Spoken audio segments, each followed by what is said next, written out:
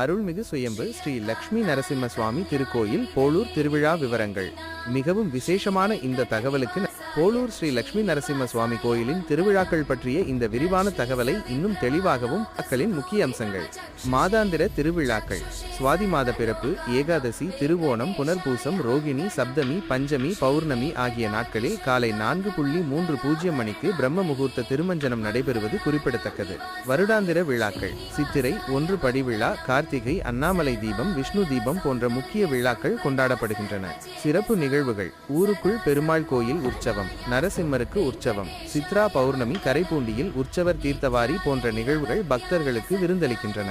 அதிசயங்கள். வைகாசி மாதத்தில் ஸ்ரீ வேணுகோபால சுவாமி மீது சூரிய ஒளிப்படும் அதிசயம் நிகழ்வது மிகவும் சிறப்பானது.